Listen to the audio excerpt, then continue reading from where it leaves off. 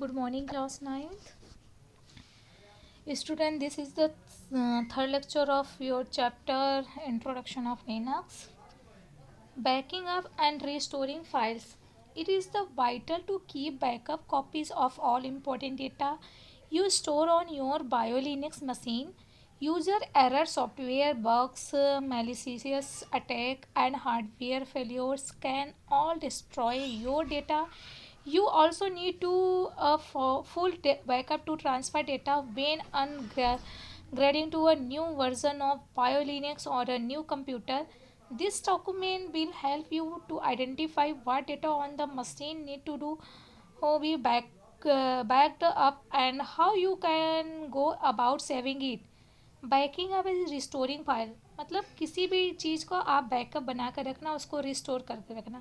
जो आपके important datas होते हैं को उसको आप क्या करते हो, उसका एक बैकअप कॉपी बना लेते हो, उसको आप कहीं और स्टोर करके रख लेते हो, उसको सेव कर लेते हो। जैसे कभी भी बाय डिफ़ॉल्ट कभी भी कोई एरर आ जाए या आपके सॉफ्टवेयर में जो यूज कर रहे हो उसमें कोई बग्स हो जाए या कोई अटैक हो जाए, साइबर हार्डवेयर फेलियर हो जाए, तो सब जो डेटा आपके होते हैं वो सब क्या हो जाते हैं, डिस्ट्रॉय हो सकते हैं।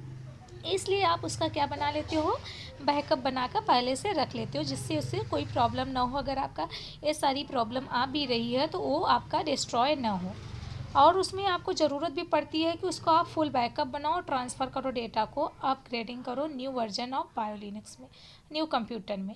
ये जो डॉक्यूमेंट्स है आपको हेल्प करते हैं आइडेंटिफाई करने में कि डेटा आपका क्या था, मशीन को क्या क्या रिक्वायर्ड है, क्या क्या नीड है बैकअप बनाने में, वो कैसे करते हैं, कैसे आप उसको सेव कर सकते हो।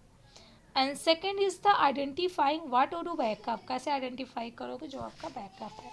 User files and settings, this should all the under the home directory. This include all system setting for each user, generally in hidden file beginning with a dot such as the Mozilla. It may also includes old Zenny Spring data and blast databases stored in home tab tb। User file जो होती है उसकी जो setting होती है, जितने भी होते हैं उसके अंडर में जो होम डायरेक्टरी होती है वहाँ पर क्या होते हैं, इंक्लूड्स होते हैं ऑल सिस्टम सेटिंग एक दूसरे से, जो क्या होते हैं हिडन होते हैं। स्टार्टिंग में जो होते हैं उसके डॉट एज मोजिला आते हैं। और इसमें सिस्टम फाइल्स में भी यही होता है, कॉन्फ़िगरेशन फाइल्स जो होती है चलती रहती, सिंपलेस्ट अप्रोचेस होते हैं बैकअप के लिए, स्विप करने के लिए। एंड टिपिकल होते हैं etcetera folder compresses to about 2 MB। You can not resisted etc directly on to new system. Databases में क्या होता है, अगर आप क्या करते हो, जो आपके मिक्स लोड कर रहे हो और पार्टी जनी on the system, you probably have data save in a database. Other common areas backup में होते हैं, if you run a web server on your Linux machine तो you may also have the file store under, तो उसमें भी पहले से आपकी फाइल स्टोर रहेगी। Saving the data, saving the data में क्या होता है, use the network backup in your department. Network का यूज करते हो अपने डिपार्टमेंट का बैकअप बनाने के लिए, ट्रांसफ़र करते हो फाइल्स का अनदर लिनक्स मशीन्स में। एंड कॉपी बैकअप बनाते हो यूएसबी कीज और यूएसबी हार्ड ड्राइव का। Burn data on CDR with the built in the CD or DVD burner. Always make a label of the data first. Apart from shrinking the size of files, the tar will be also preserve file permissions, symlinks and long files names।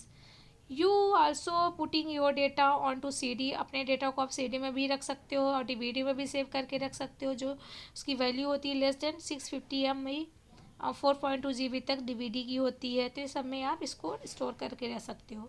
Important verify your CD recorder जो होती है unreliable, तो so check data on the disk और return properly and first put the CD backup in and mount the drive as per usual।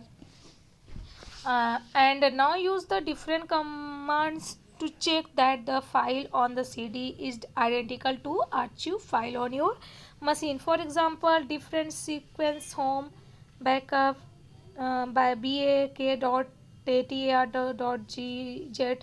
media CD-ROM home backup .dz।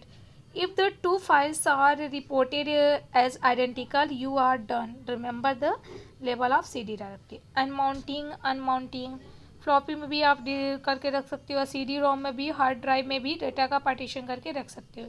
ये सब मैंने आपको first lecture में ही बता दिया, CD रोम में कैसे होते हैं। ये एक होता है इन सेल्स प्रॉम्प्ट होते हैं, you can mount CD ROM and mount to auto ROM. इसमें भी फ्लॉपी में इन सेल्स प्रॉम्प्ट होते हैं, इसमें भी आप डेटा को सेव करके रख सकते हो। तो ये सब आपके कैसे प्रिजर्व करके डेटा को रखते हो वो सब है, और इसके लिए सिंटेक्स क्या लिखते हैं वो सारी सिंटेक्स है। तो ये आपके लिए इतने इम्पॉर्टेंट नहीं है।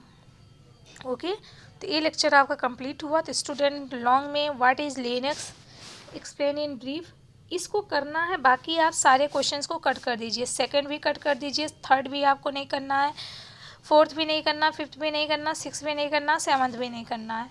एंड शॉर्ट में आपको बस फर्स्ट नंबर वाला करना है, एंड उसके बाद आपको थर्ड नंबर करना है, बाकी कोई नहीं करना है। वेरी शॉर्ट में आपको फर्स्ट नंबर करना है एंड फिफ्थ नंबर करना है, बाकी और कुछ नहीं करना आपको। MCQs आपको पूरे करने हैं। ओके क्लास, तो ये चैप्टर भी आपका कंप्लीट हो गया। Okay, thank you.